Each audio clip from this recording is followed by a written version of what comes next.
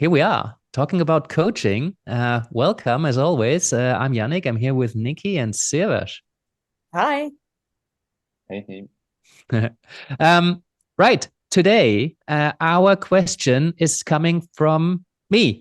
I've been a little bit selfish because I know Siavash has got something to say about what I'm about to ask. And Nikki actually also was quite excited. And I know this will resonate with coaches that got to a level where they kind of scale some of their business or parts of their business.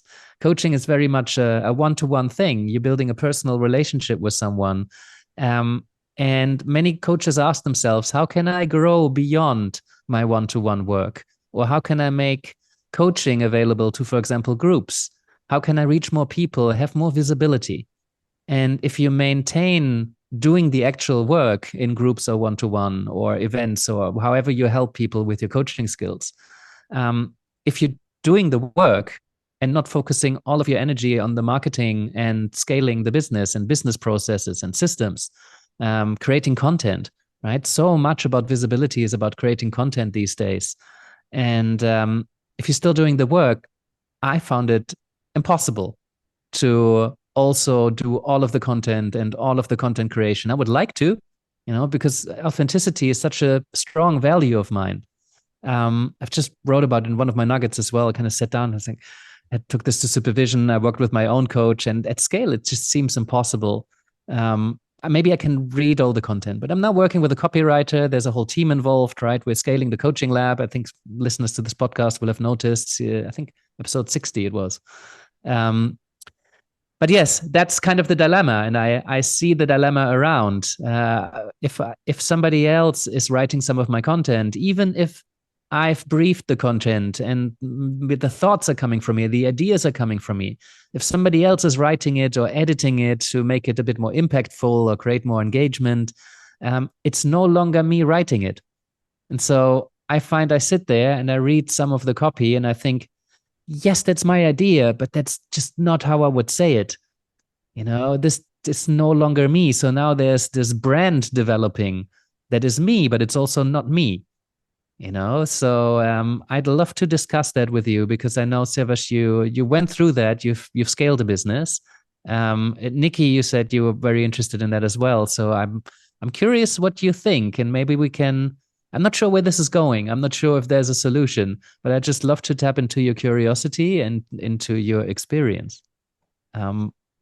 What are your thoughts? Maybe Nikki. I know Siavash is very relevant, but I wonder, Nikki, how come you're interested in this? Because you're still coaching one on one, right? And you're doing some group work. Where are you at with this? Oh, you're on mute. Yeah, here we go. Hey.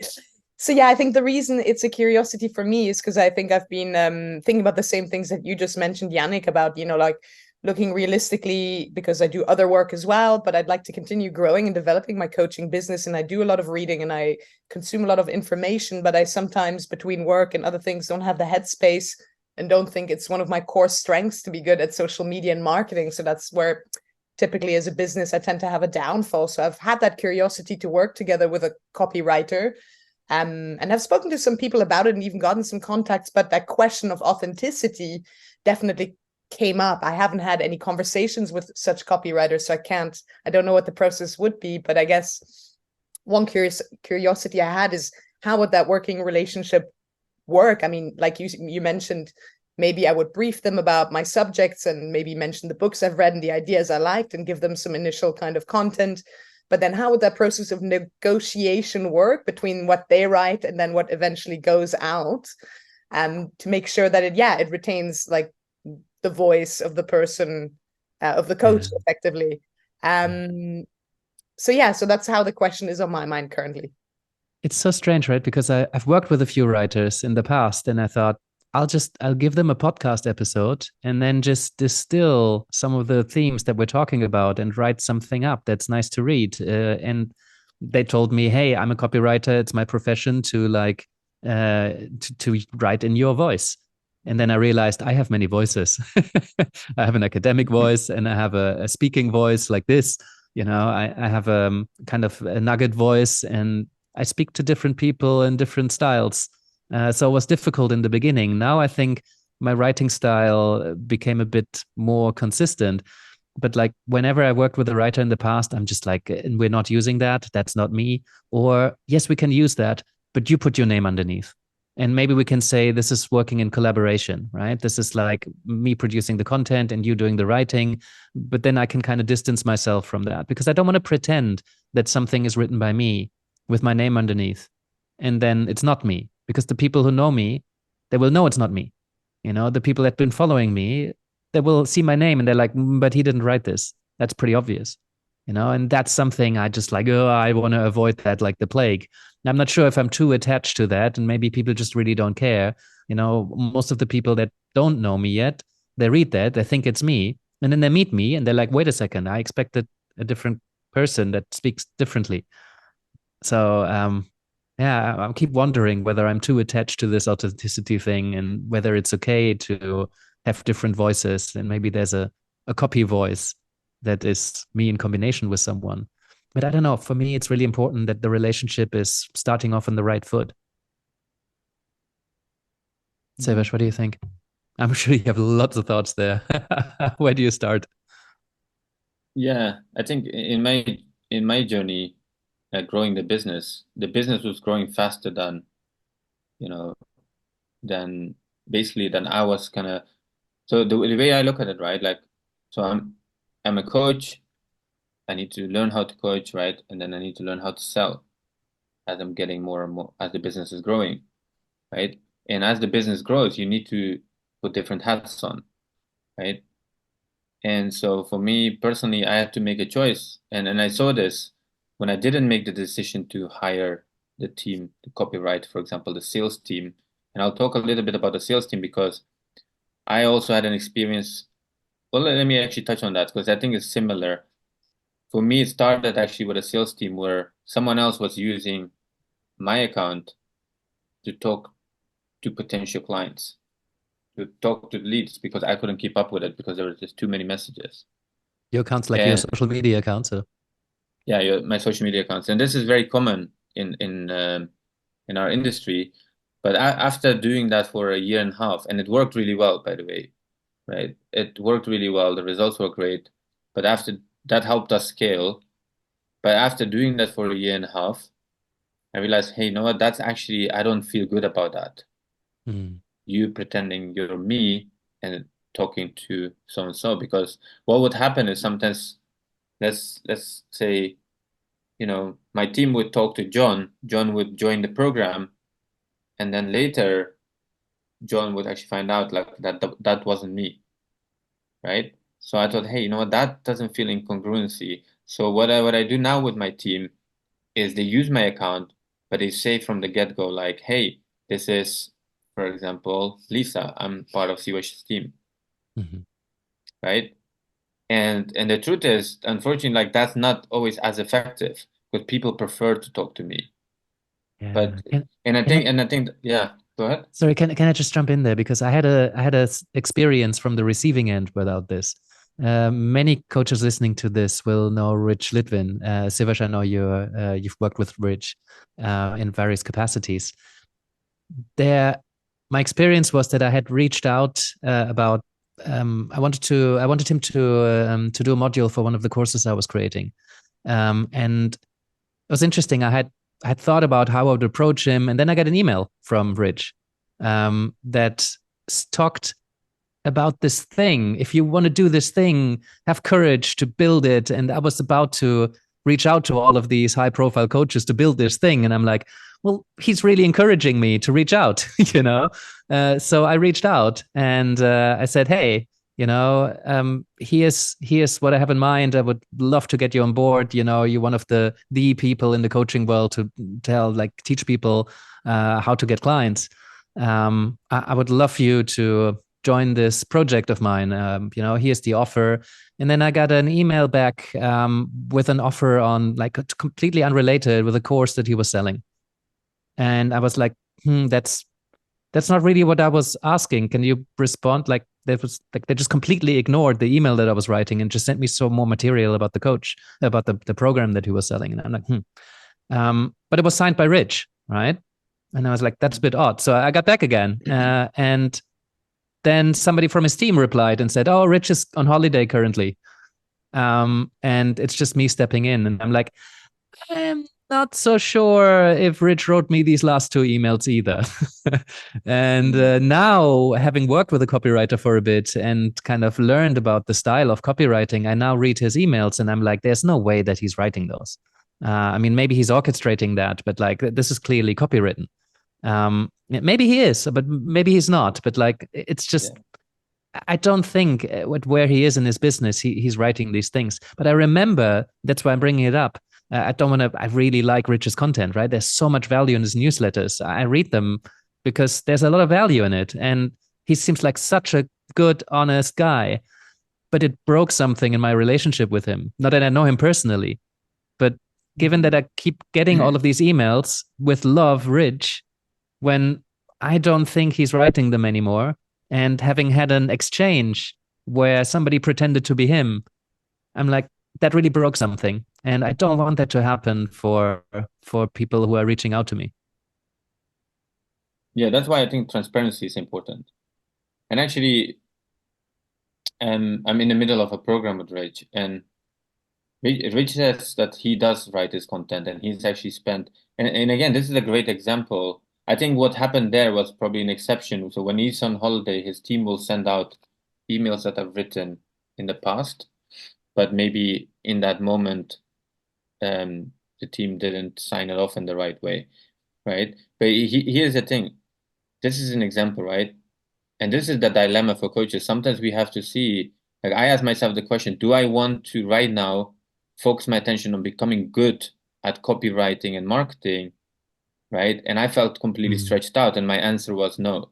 And I know that, for example, what Rich shared with me, he spent over 10 years mastering copywriting and marketing. And in fact, right, he said that right now his writing is the main reason his business is doing over $1 million a year. I think it's multiple millions, right? But here's the thing, you have to be willing to put a lot of time and effort. That's like 10 plus years, right?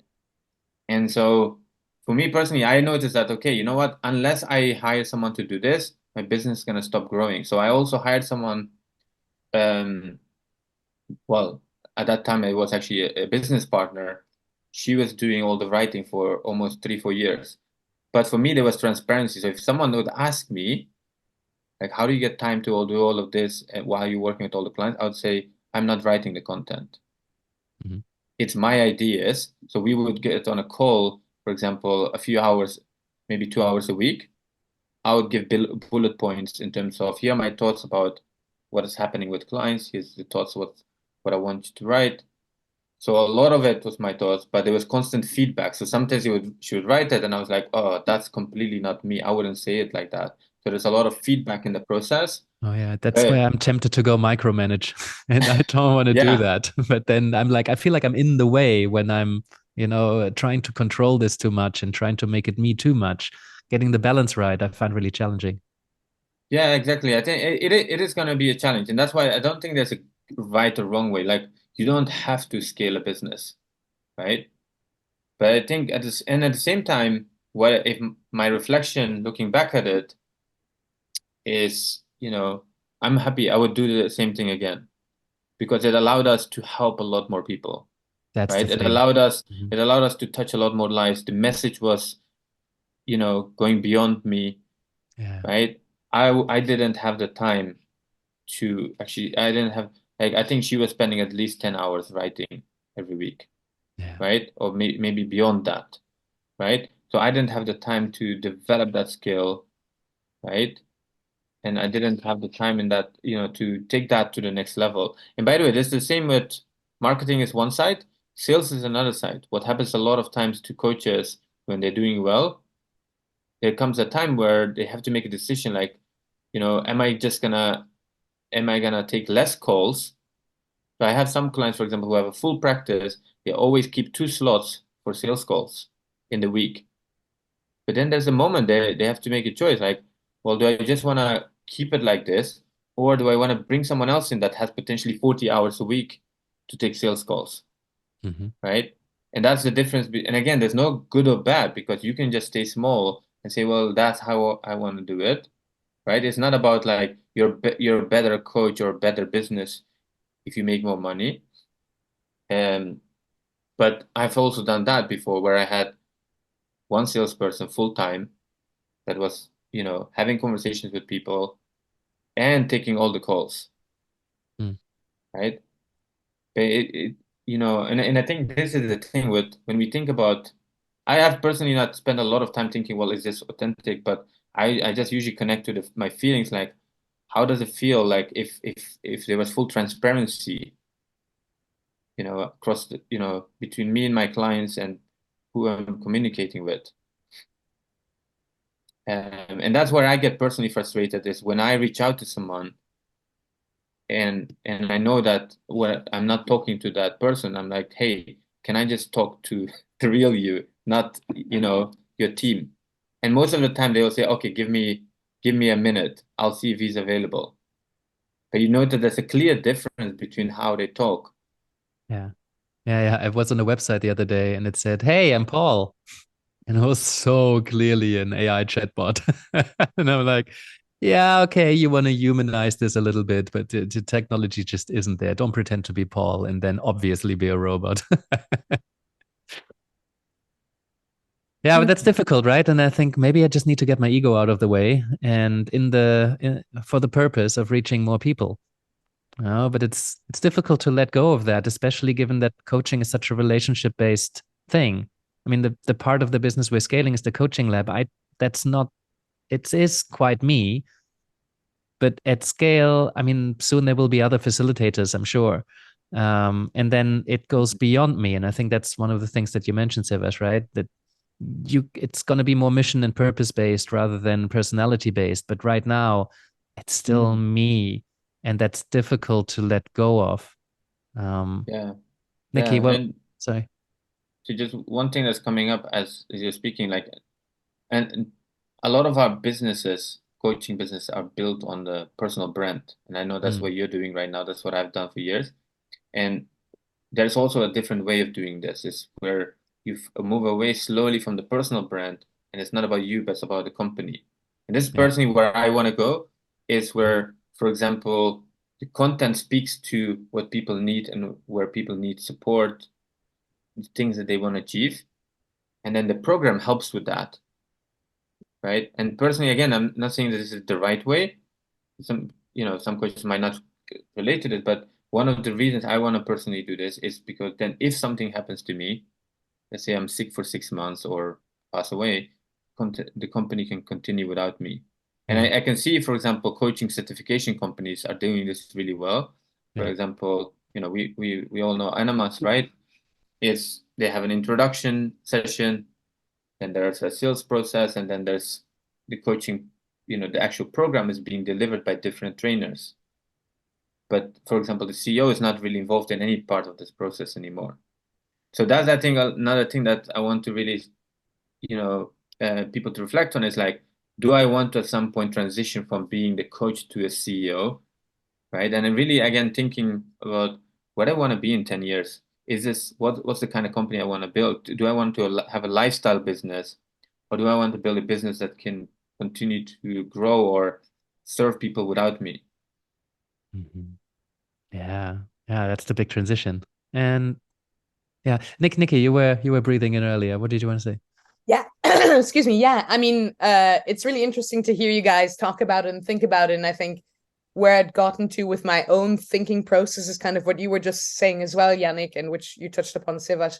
It was kind of, to put it in my own words, I think it's the intention that counts. And I think the sacrifice somewhere is a bit of that personal kind of and authenticness. But I think so long as the outcome is something along the lines of, yeah, aiming to make coaching available to more people through kind of connecting with them, even if at scale that's not possible at a 100% one-to-one level. I'm sure there's still a lot of involvement when you're sending people copy, like you said, about your ideas that you send and different subjects that you then work with them to fine tune by sending it back and forth until maybe it sounds, like a good compromise. But I think, yeah, it's accepting the limitations and trying to find the most the way that feels authentic still to you to live with that in a way, if that makes sense. Yeah. Yeah, it really makes me wonder, like, who is Tony Robbins? Who is Marissa Peer? You know, who is Rich Litvin? Rich Litvin, I feel I spend a lot more time with. I feel I really know him, you know, but then, you know, maybe he does write all of his copy and he just got really, really good at it. Or maybe he writes them and then it gets edited a little bit with, you know, the sales pitch at the end or something like that. But the thing is that you can no longer know.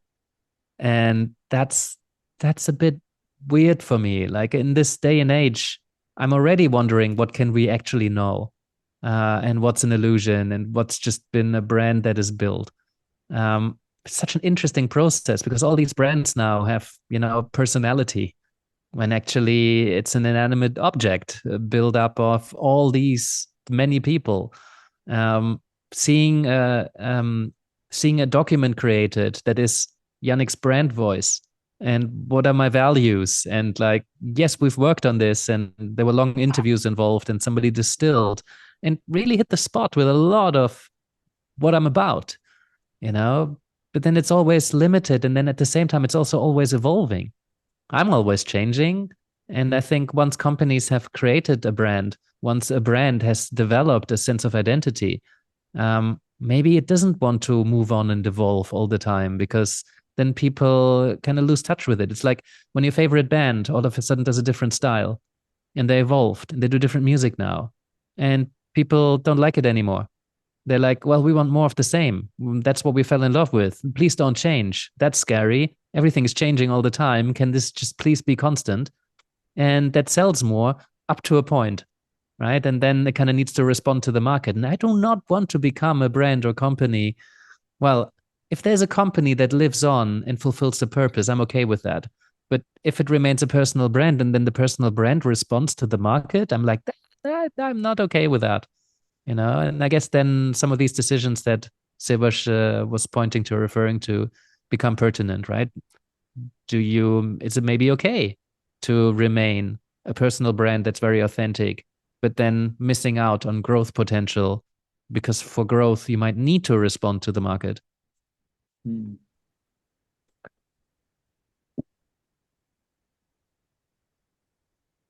Yeah.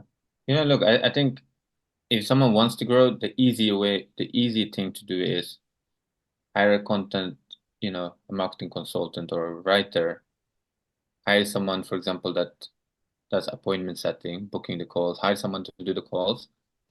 And it's not the only way. I do think that if someone really wants and a good therapist so that you can deal with all the shit that comes up for you as you know, you become something that you're not. Yeah. And I think it's not the only way. If someone really wants to, for example, grow, but wants to,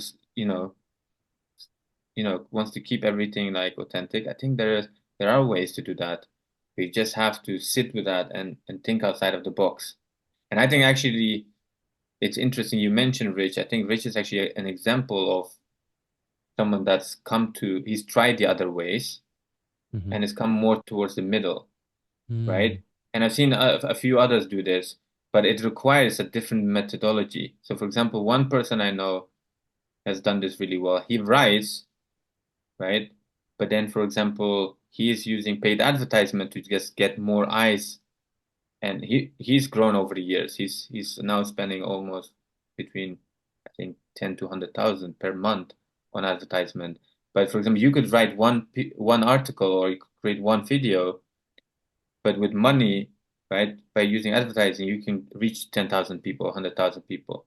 So and this is the thing, right? I think on social media, a lot of time, marketing experts or branding experts will tell you have to post once or twice a day if you want to be relevant.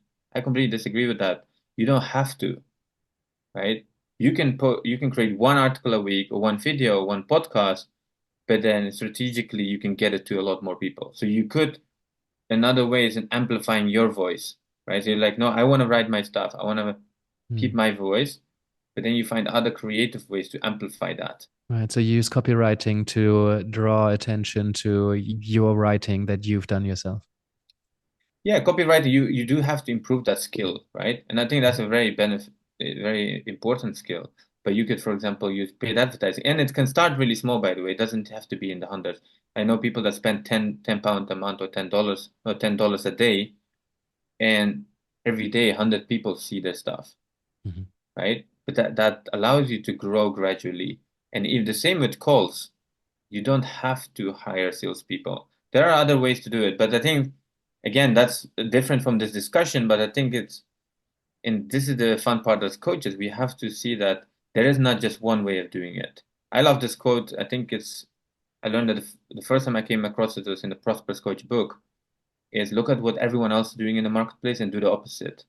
Because you don't have to scale the way everyone else is scaling, right? You always have a choice, and you can explore, right? Sometimes taking 5 years to master the skill of copywriting could be the biggest gift that you give to yourself and your business. Because one of the things is, right, I had someone doing marketing for 4 years, and then we separated, and then there's all of a sudden like a gap in my business because I haven't developed that skill. So now I'm like focusing on developing that skill. And again, this is uncomfortable, but I'm like, you know what? I'm gonna do it, even if it takes me 10 years to become great at it. Right? Now, I don't have to do that and do nothing else. So I did recently hire a marketing consultant to write for me, but that person is only writing 2 pieces a week, and we can focus on getting that voice out there, right? But at the same time, on the background, I'm developing that skill. And I'm not saying you have to, but I think it's just thinking long term again, like what is going to really serve me, right? Because these are essential skills. You can hire someone, and what happens if that person leaves you? You're again left looking for someone else to complete such an important part of your business. Yeah. This is really good. And it can be a really challenging process. I remember when an editor joined me, and I was writing my nuggets, and then we would sit down and edit them for, better attention, grammar, stuff like that, just improve the writing. And my God, we had like proper fights. We're both kind of big personalities as well, and really believed in, our way of doing things. But my God, it took him like probably 6 weeks, 2 months to get me to just introduce more line breaks, because I would write in longer paragraphs because that's how you write, and I'm like, I'm not just going to make a statement and then put a line break in and then make another statement. And I'm like, this is stupid. Like, I don't want to be one of those writers. And, I'm glad, shout outs to Martin, if you're listening to this. I'm really glad that you did that, Martin, because it was hard. I have strong opinions. And once I thought about something and I feel strongly about something, it's really difficult to get in there. So he did. And I do a lot more line breaks now. And I think it's better for it. Right? It's more engaging, and you give people time to digest and think and let some statement stand on its own rather than just continue and just. I think it made my writing better. So once Martin left, I maintained a lot of the changes that he had introduced or had introduced me thinking about it and considering it. And I think it's better now. So I still love writing my nuggets. Will somebody be able to take it over? Do I want someone to take it over? I don't think so. But now there's some ads out there that I haven't written, and me and my copywriter, we find our way together. And every time we have a conversation about something she wrote that I like or don't like, she learns to do it better. And once she gets there, I hope she never leaves me. So, Ambika, you're amazing. Please don't go. We find our way. But it can be a challenging journey, and it takes time and it takes investment. So, scaling is a whole nother skill set. It's like I became a coach, and I'm like, great, I'm a great coach now, at least good enough to work with people. I have no clue how to build a business or get clients. Then I developed a whole nother skill set that has very little to do with coaching. And now that the business is going well for years, I'm like, oh, scaling is a whole nother skill set now. There's a third skill set that I have no clue about that now I need to learn. And I'm sure there'll be a fourth one once we have systems in place. So, I mean, I guess we never learn. It's an infinite game, and that's kind of scary and also very exciting. Yeah. I think part of it is, I got 2 kids, and initially bringing a babysitter in was quite scary, leaving the kids with someone else. And I think it's a bit like that because We Oh, bec great we analogy. become one with the business, right? And I think we just take things so personally. And I think this is maybe another thing to look at is it sometimes authenticity, or is it just letting go of Huh. old ways of doing things, right? Mm, And we are all familiar, like if you've been to a university, at some point the university's grown to a point where other people are doing the marketing, other people are doing the enrollment of new students, right? Maybe it's that teacher that started the whole thing, but now he's doing only one thing. mm, I think, and that's just maybe like looking at that, it's like, okay, how much of it is this about me, yeah. my identity? That's such a great analogy. And I think it's a good point to end on. Also, that we have time for perhaps two others today. Thank you so much, Sivash. Thank you, Nikki. I certainly got a lot from this. I hope that people listening to this, considering scaling or finding themselves at similar stages in their business, if you're far beyond, please do share your experience. If you're in the middle of this, I'd love to hear what your struggles are, what helped you from this conversation. If you're considering expanding beyond your one-to-one, your personal work, I'd also love to hear from you. The more we talk, the more we grow, right? So thank you, guys.